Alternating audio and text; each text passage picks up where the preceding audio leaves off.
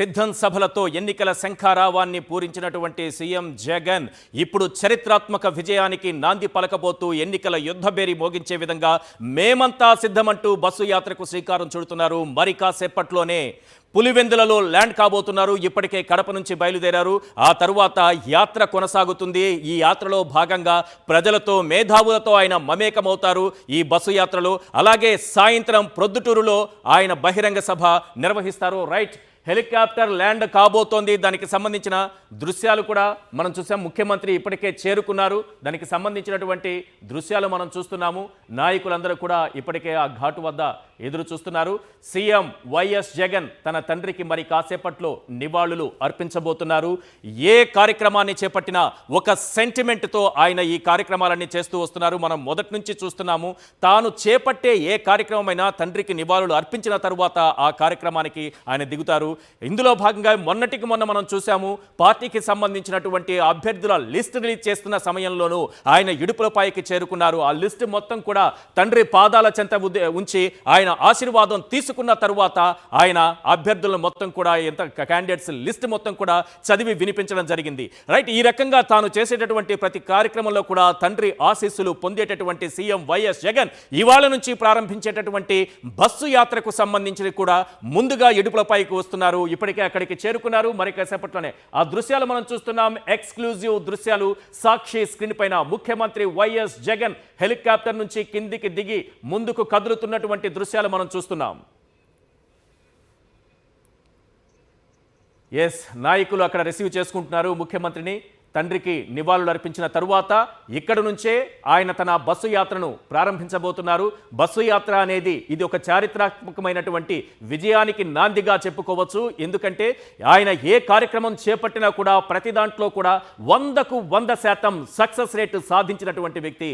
అది ఓదార్పు యాత్ర కావచ్చు, అది పాదయాత్ర కావచ్చు, లేకపోతే సిద్ధం సభలు కావచ్చు, ఎందులోనైనా సరే తన మార్కు చూపిస్తూ 100కు 100% సక్సెస్ రేటు సాధించినటువంటి ముఖ్యమంత్రి వైఎస్ జగన్ ఈసారి మాత్రం 175 అసెంబ్లీ నియోజకవర్గాలు, 25 పార్లమెంటు నియోజకవర్గాలు టార్గెట్ గా క్లీన్ స్వీప్ చేసేందుకు వై నాట్ 175 అంటూ ఈసారి బస్సు యాత్రకు దిగుతున్నారు.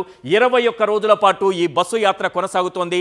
ప్రధానంగా ఈ బస్సు యాత్రలో ఆయన ఏం చేయబోతున్నారో తెలుసా? ఉదయం ప్రజలు మేధావులతో ఆయన సమావేశమవుతారు. వారితో కలిసి చర్చిస్తారు. ప్రజల నుంచి ఫీడ్బ్యాక్ తీసుకుంటారు.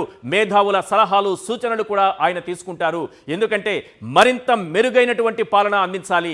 58 నెలల కాలంలో విప్లవాత్మక మార్పులు తీసుకొచ్చి రాష్ట్రాన్ని అన్ని రంగాలలో అగ్రగామిగా నిలిపిన సీఎం వైఎస్ జగన్ ఈసారి ఆ విషయాలన్నింటినీ కూడా ప్రజల మధ్యకు తీసుకెళ్లిపోతున్నారు.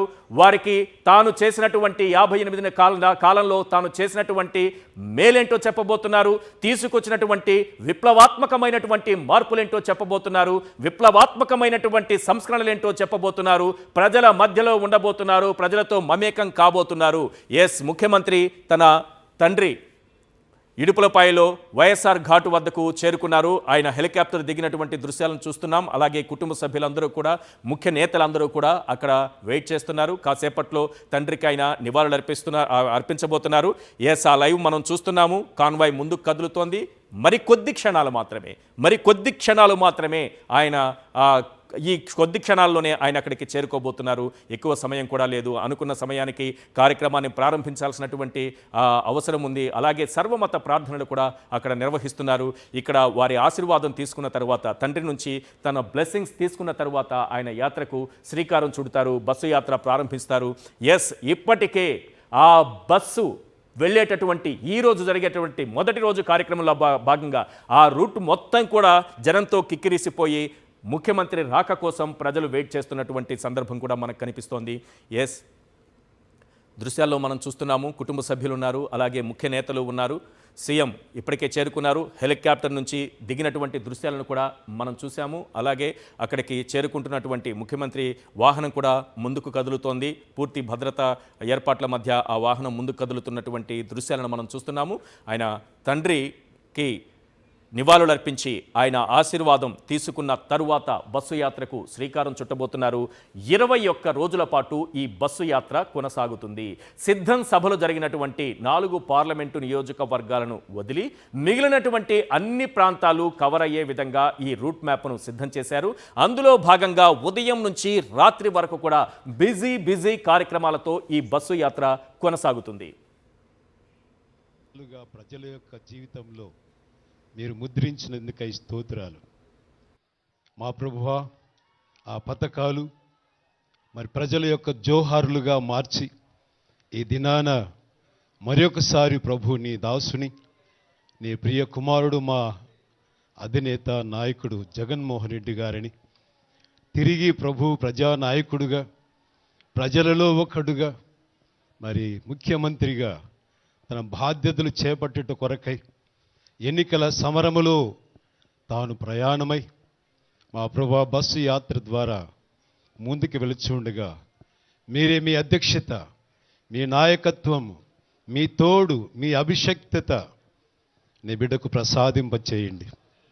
ఇదిగో నీకు ముందుగా నేను వెళ్ళుచు మెట్టలుగా ఉన్నటువంటి పర్వతములను సహా సరాలము చేయుదునని సెలవిచ్చావు.